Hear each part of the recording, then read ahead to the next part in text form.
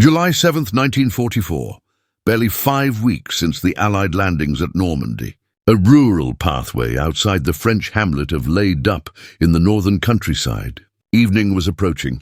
Smoke and fog merged into a heavy curtain, while overhead clouds pressed downward like a descending shroud. 24-year-old Private Thomas Hawkins, a farmer's son from Lancaster, Pennsylvania, hunkered down beside a crumbling hedgerow. Dirt and perspiration coated his features, a line of crimson seeping down from a cut over his right eye. Before him sat the damaged shell of a 57mm anti-tank weapon. The targeting optics had been destroyed in that morning's shelling. 4 armor-piercing rounds remained. No communications equipment, no reinforcements, no directives. From somewhere in the distance arose a recognizable thunder, constant and deep like storm clouds rolling over pavement. German armor was advancing, a full mechanized column. 10 tanks minimum, possibly twice that. The armored giants of Hitler's Wehrmacht were approaching, moving quicker than reconnaissance had predicted. Their trajectory aimed straight toward that slender roadway, the sole supply corridor, feeding the Allied forward positions. Hawkins recognized the reality. The defensive line couldn't withstand this assault.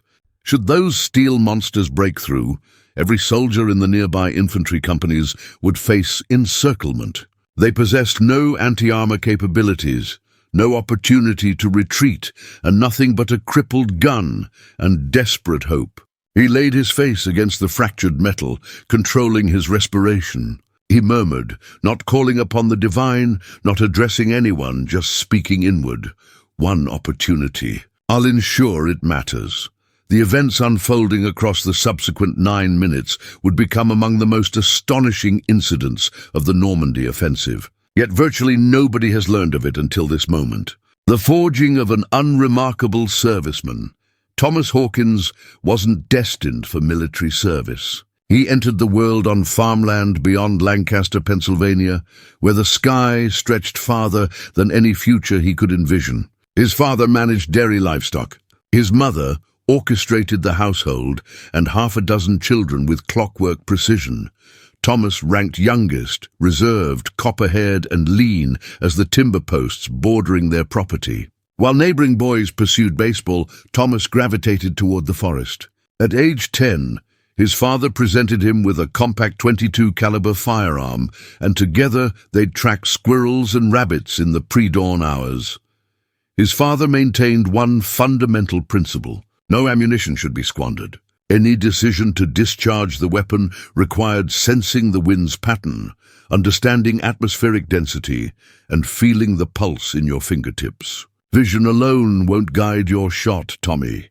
His father's words echoed, "Trust your instincts." Many years afterward, that singular lesson would determine the outcome for a German armored formation. When conflict crossed the Atlantic, Thomas showed no eagerness to volunteer.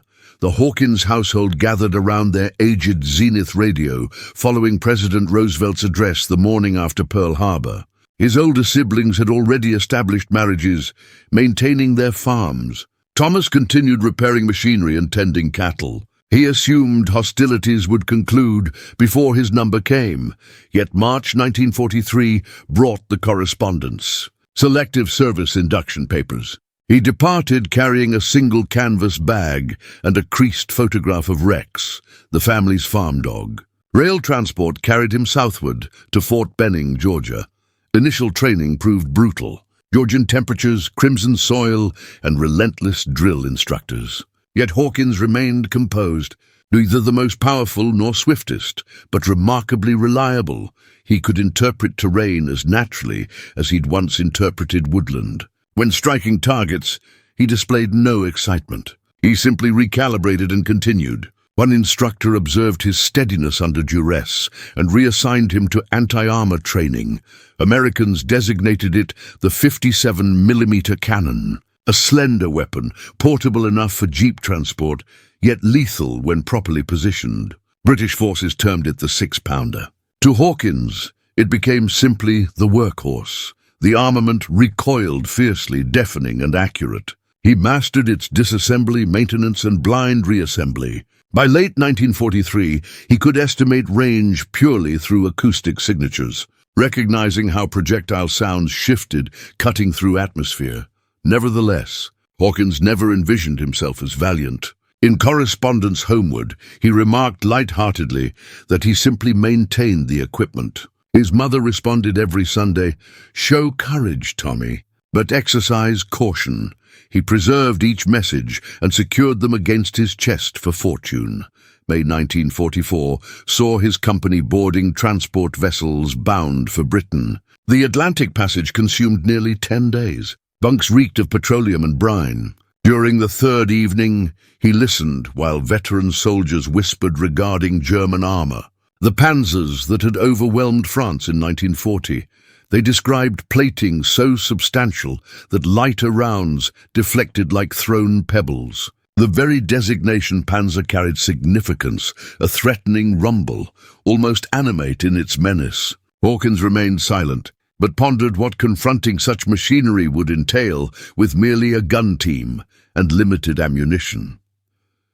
Early July found them advancing deeper through Normandy following the initial assault. Officers moved through the encampment rows in Normandy, reinforcing their purpose: shatter Hitler's defenses and free Europe. Hawkins inspected his weapon, secured his provisions, and remained quiet. Liberation and recognition weren't occupying his thoughts. He wondered whether Pennsylvania cricket songs would still reach his ears after combat commenced. 4 days hence, he'd move toward the forward positions in Normandy, hauling that identical 57mm weapon through the muck. His pulse racing not from terror, but obligation. As his sergeant once observed, an unremarkable individual approaching a remarkable juncture. The armored column draws near. The hamlet of Lae Dup maintained silence that morning. Excessive silence. It occupied space between undulating hedgerows and narrow agricultural lanes typical throughout Normandy. Stone dwellings, slate covering, and damp earth scent. By July 7, 1944, American forward elements had advanced southward from Utah Beach through the bocage. Strategy called for southward movement, disrupting German reinforcement routes and capturing strategic roadways before enemy regrouping.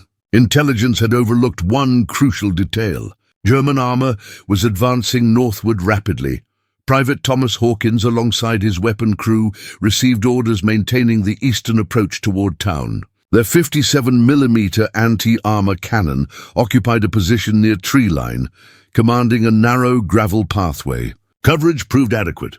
No elevated position restricted sight lines, yet this represented their only option. They'd arrived under darkness the previous evening and dedicated most morning hours clearing vegetation and establishing retreat positions. Then, approximately 3 that afternoon, initial sounds emerged, beginning as distant humming, then trembling earth. Vibrations reaching the spine before becoming audible. Hawkins stood motionless, palm resting against the cold steel tube.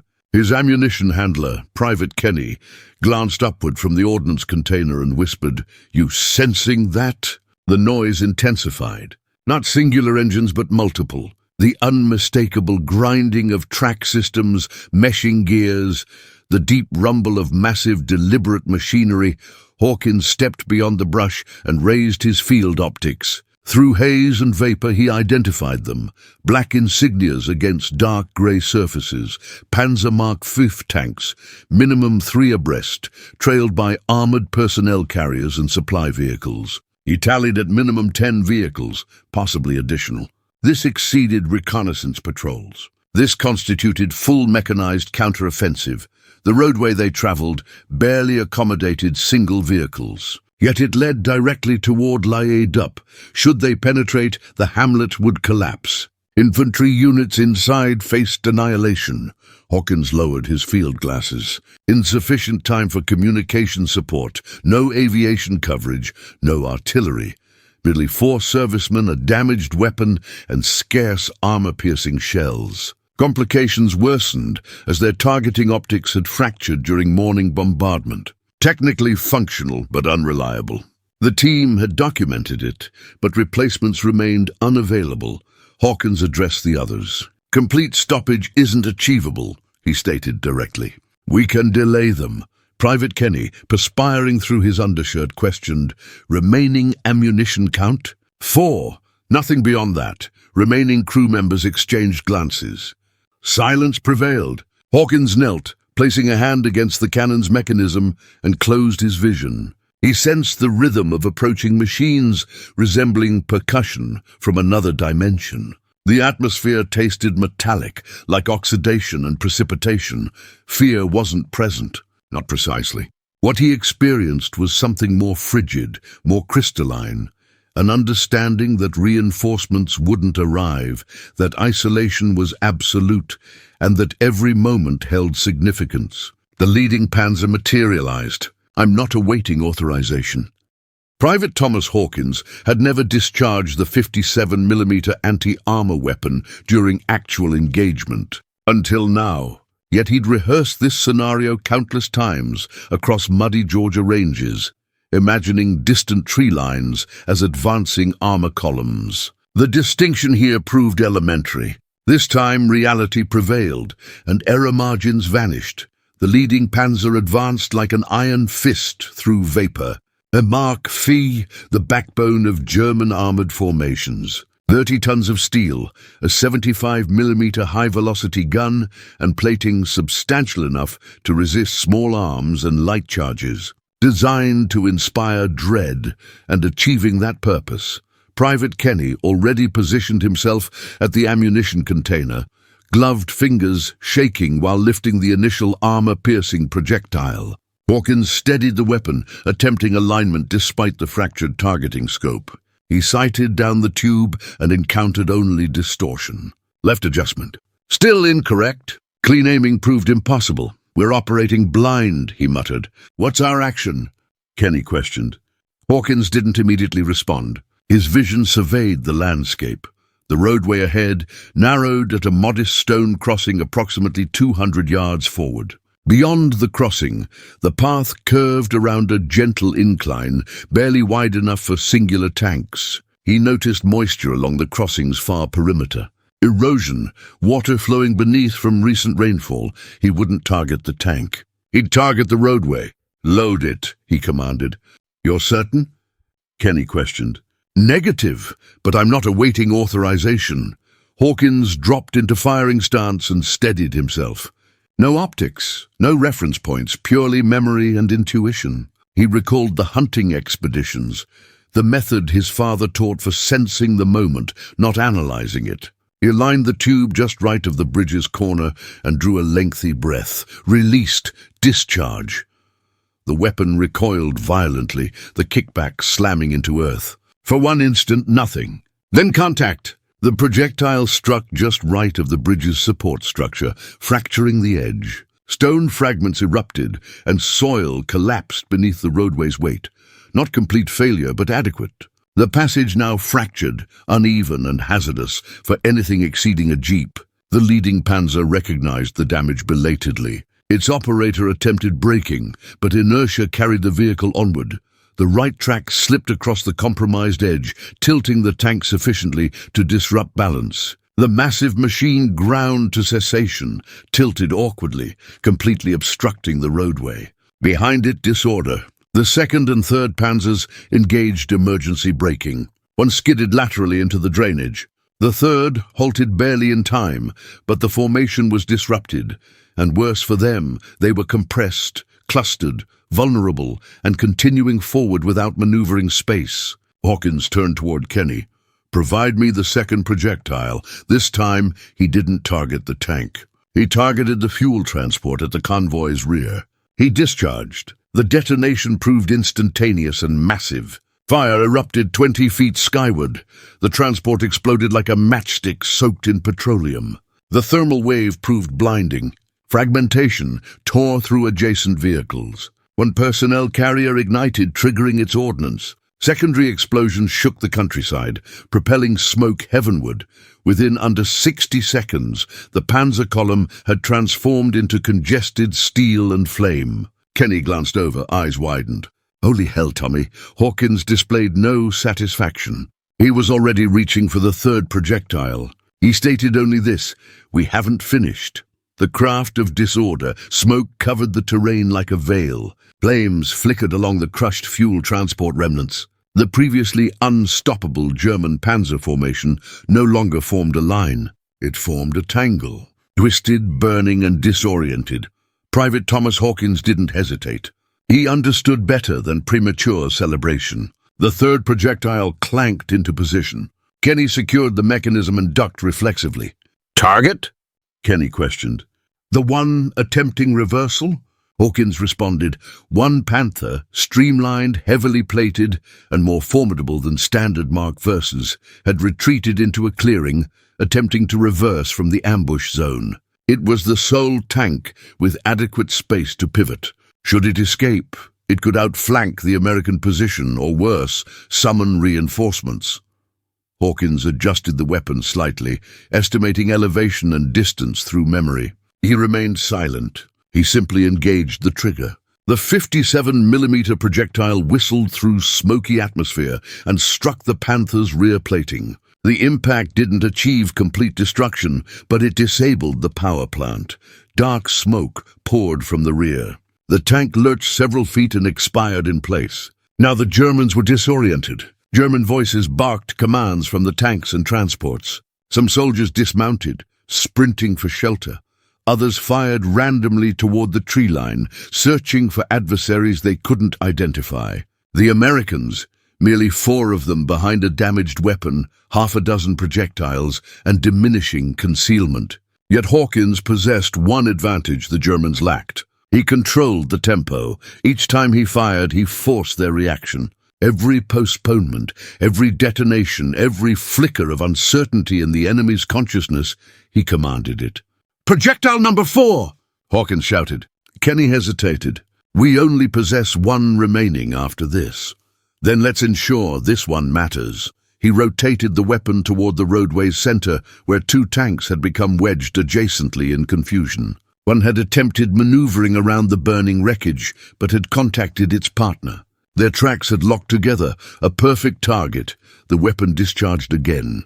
This time, the projectile hit low beneath the turret of the forward Mark V. Sparks and flame burst from underneath. The tank rocked violently, then ceased moving altogether. It didn't detonate, but it was finished, disabled. A 50-ton corpse directly in the middle of the elimination zone. For the first time since the ambush commenced, Hawkins heard something different. Silence. No engines accelerating, no shouted directives, merely the crackling of fire, the popping of heating ammunition, and the slow metallic groaning of cooling armor. The panzer column was immobilized, trapped between a collapsed crossing, burning wreckage, and blocked retreat routes. The previously feared tide of German armor had become a stationary graveyard, but Hawkins wasn't relaxing yet. He rose slowly, surveying the horizon. Something felt wrong, too simple, too silent. Then he identified it. A lone Panther, still operational, was advancing through the trees on the far left position. It was moving slowly, quietly, utilizing concealment like a predator. It had observed the muzzle flash of Hawkins' weapon, and it was approaching him. One projectile remaining. The surviving Panther moved like a predator, slow, quiet, deliberate. Its turret remained low, rotating as it crept along the tree line, searching for the ambush's origin. Hawkins observed the angle it was pursuing, not down the primary road but up along the eastern slope, attempting to flank his position from elevated ground. "Tommy, it's approaching," Kenny whispered. "I see it." Hawkins maintained his voice calm, but internally he felt cold pressure building behind his ribs.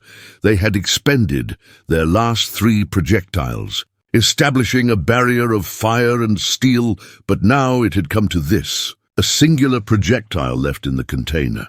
No reinforcement, no error margin, no time to reposition. The Panther would have a clear shot within under a minute, and its weapon, a 75mm high-velocity gun, could penetrate trees, fortifications, or flesh without slowing.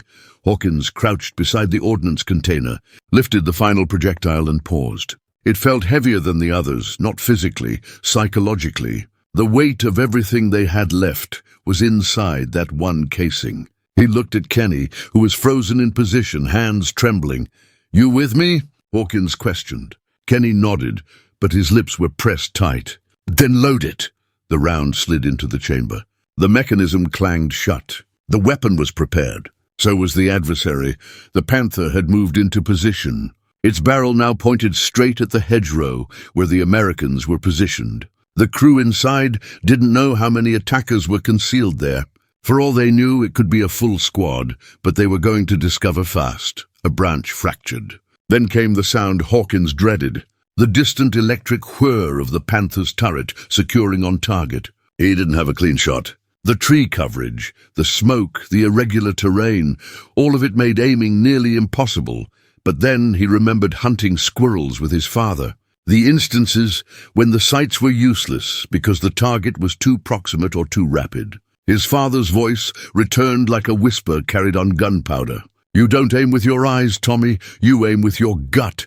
He let the memory settle, then dropped to one knee, adjusted the weapon by sensation. No optics, no reference points, purely instinct. He exhaled slowly, felt the earth beneath his boots, the rumble in the atmosphere, the stillness before lightning discharge.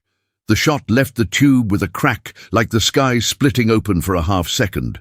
Silence, then contact. The projectile slammed into the panther's left track, penetrated through the outer skirt plating, and ruptured the engine assembly. The tank screamed, a mechanical, tortured sound before the turret collapsed sideways, and the vehicle stopped cold. No detonation this time, merely death by precision. Kenny dropped to his knees, laughing from shock. "You got it, Tommy, you got it." But Hawkins didn't move. His hands stayed on the weapon. His vision was locked on the smoking shell of what had nearly eliminated them. For a brief moment he allowed himself to believe it was finished, that they might survive to witness the next hour, that 4 projectiles and a damaged scope had reversed the tide. And yet he knew better, because in warfare, peace never arrives cleanly. The cost, the battlefield had gone silent. No more weapon discharge, no more tracks grinding gravel. Only the distant crackling of burning fuel and the low moans of wounded personnel, German and American alike. Smoke drifted across the narrow roadway like fog over water, curling through the trees. Private Thomas Hawkins rose slowly, his legs unsteady beneath him. The back of his neck was soaked in perspiration. Dirt covered his uniform. His right hand was blistered from the weapon's heat, his ears still ringing from the final shot. Kenny crouched nearby, breathless, attempting to find the words. "Tommy, you did it," he said, voice breaking. "You really did it." "You stopped them." Hawkins didn't respond. His vision stayed fixed on the burning wreckage ahead. His weapon, their weapon, was empty now, merely a shell of steel and silence, but it had accomplished its purpose. The moment stretched out. Time felt heavy. Then out of nowhere came a shrill metallic whistle, the unmistakable shriek of incoming mortar fire. Before either soldier could react, a German mortar round landed 10 yards from their position. The blast erupted like thunder. Earth exploded. Fragmentation sliced the atmosphere. Hawkins was thrown backward. His body hit the ground with a sickening thud, arms splayed beside the weapon. Blood soaked through his left side. A jagged piece of metal had torn through his ribs. Kenny scrambled over, grasping his shoulders. Tommy, stay with me." Hawkins blinked slowly. His vision was glassy but conscious. He looked upward at the sky, grey and endless, and attempted to speak. His lips moved, but no sound came. A faint gurgle escaped from his throat. Kenny pressed down on the wound, sobbing. "Don't you leave, man. You can't leave now. We're going to get help." But Hawkins lifted one trembling hand and touched Kenny's arm just for a second. Then he turned his head ever so slightly toward the weapon. Still smoking, still facing forward, his mouth moved again, this time a whisper, barely audible beneath the ringing in the fire. "Tell them we held." His vision didn't close. They just stopped moving. Still open, still focused, still guarding, Kenny sat there holding his friend until the medics arrived 20 minutes later. They found the weapon unmanned, blood-stained, aimed still at the spot where the last panther had expired. And beside it, Private Thomas Hawkins, silent, still, one hand resting on the mechanism lever.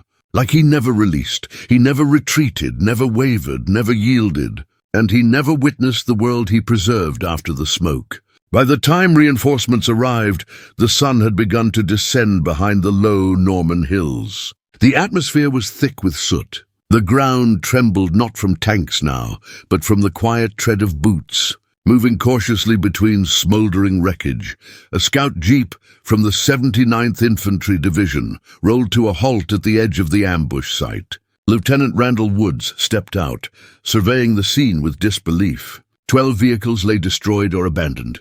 4 of them were tanks. Panzers and one Panther blackened, twisted, and silent. A fuel transport had been reduced to a charred skeleton.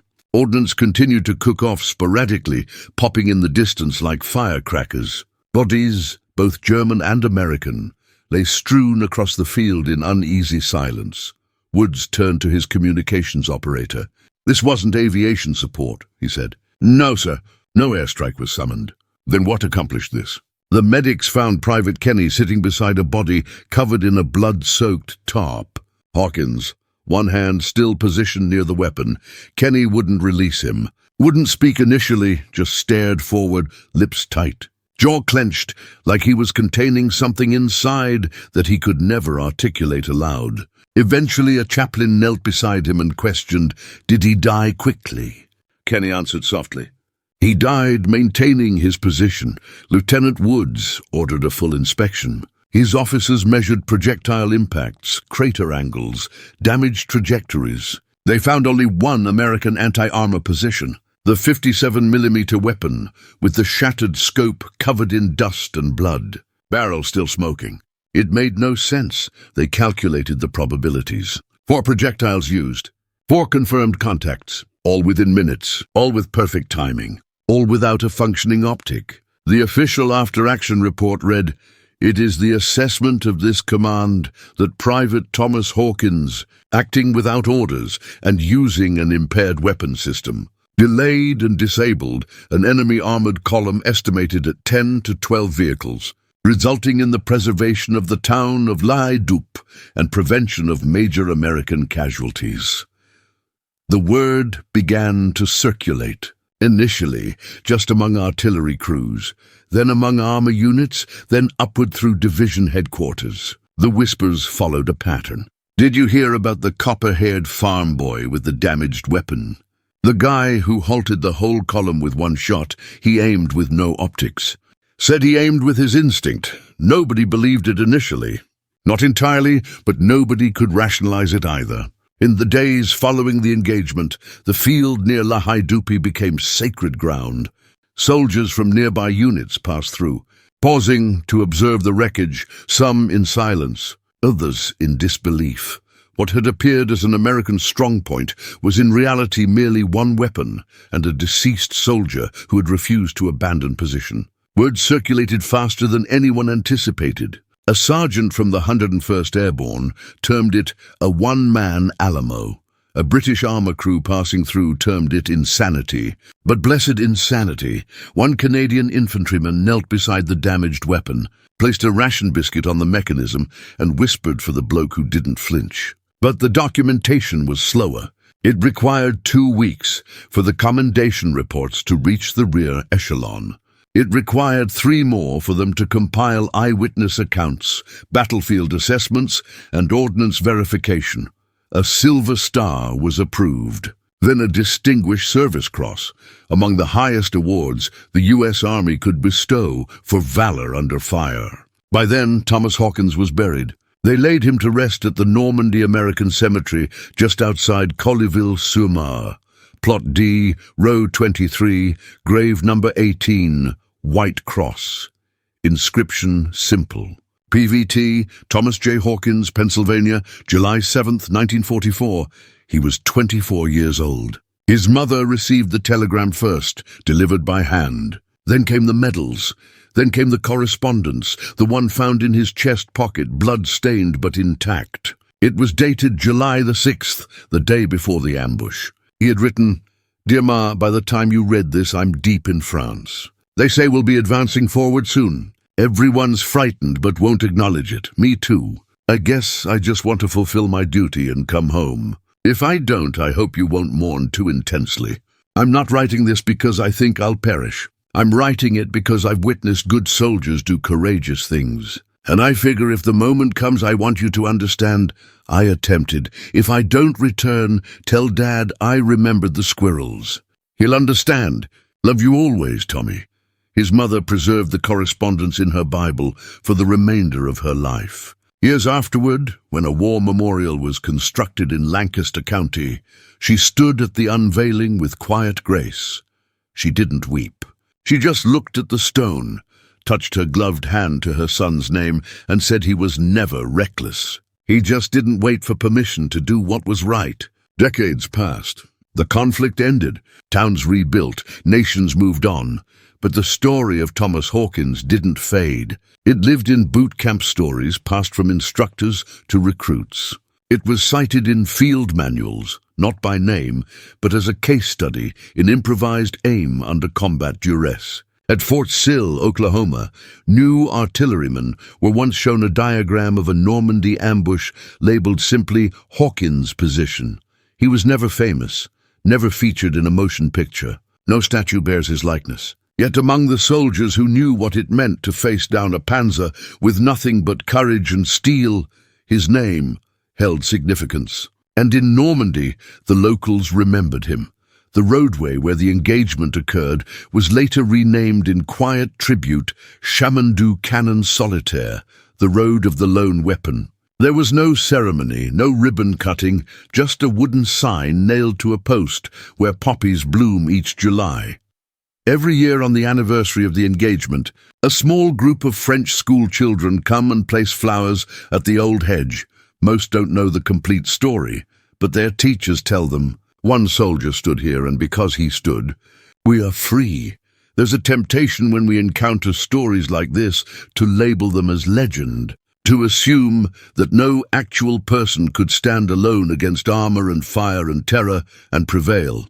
But the reality is, conflicts are not won solely by generals, air raids, or well-drawn maps. They're often decided in locations nobody planned for, by individuals nobody expected. Individuals like Private Thomas Hawkins. He wasn't larger than existence. He didn't have perfect aim. He wasn't attempting to be a hero. He simply understood something that too many forget, that in the face of overwhelming force, the one thing no adversary can predict is courage. His optics were damaged. His crew was scattered.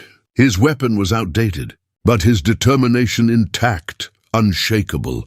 It didn't originate from rank or reputation. It originated from memory of his father's voice, of Pennsylvania fields, of a little hunting rifle, and a principle as ancient as conflict itself. Never waste your shot.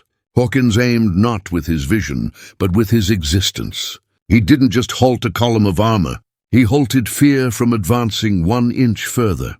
And in doing so, he reminded us that the battlefield is not always a location. Sometimes it's a moment, one breath, one choice, one shot. He made his, and it mattered. Now we want to hear from you.